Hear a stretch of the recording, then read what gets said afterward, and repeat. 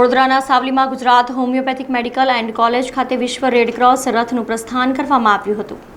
1 મે થી 8 મે સુધી વિશ્વ રેડક્રોસ ઉજવવામાં આવી રહ્યો છે। તેને લઈને સમગ્ર ગુજરાતના વિવિધ તાલુકા અને જિલ્લાઓમાં રેડક્રોસ રથ યાત્રાનું આયોજન કરવામાં આવ્યું છે।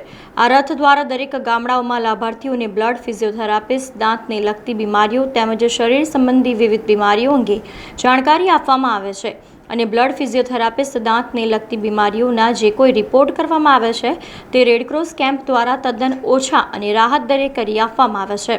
આ રથનું સાવલી હોમિયોપેથિક મેડિકલ કોલેજ ખાતે સ્વાગત કરવામાં આવ્યું હતું, જેમાં રેડક્રોસ બ્રાન્ચના પ્રમુખ ડૉક્ટર દીપક પટેલ, તબીબો, પ્રિન્સિપાલ ડૉક્ટર તેજસ શેઠ, આરએમઓ ડૉક્ટર ચેતન શાહ અને બીજા સભ્યોની ઉપસ્થિતિમાં રથનું ફુલહાર કરી રથયાત્રાને પ્રસ્થાન કરાવવામાં આવ્યું હતું। 8મી મે સ્પેશિયલ રેડક્રોસ ડે તરીકે ઉજવાય છે। એ સંદર્ભમાં આપણી જે રાજ્ય શાખા બ્રાન્ચ કરી રેડક્રોસની એને 4 રથ સમગ્ર રાજ્યની અંદર ફેરવવાના છે। 4 અલગ અલગ ઝોનમાં રથ દરેક તાલુકા વાઇઝ, જિલ્લા વાઇઝ જે શાખાઓ છે ત્યાં આગળ એનો રેડક્રોસની જે પ્રવૃત્તિઓ છે એનો પ્રચાર પ્રસાર કરશે અને લોકોને અવગત કરશે કે રેડક્રોસની શું સેવાઓ છે। એના માટે આ રથ આજે આ સાવલી તાલુકામાં આવ્યો છે। ત્યાં આગળ રથનું ભવ્ય સ્વાગત કરવામાં આવ્યું છે ગુજરાત હોમિયોપેથિક મેડિકલ કોલેજ ખાતે અને અમારી સાવલી તાલુકાની રેડક્રોસની ટીમ સાથે। બરાબર સાહેબ, તાલુકાના જે લાભાર્થીઓ છે એમના આ રેડક્રોસ રથથી શું ફાયદો થશે?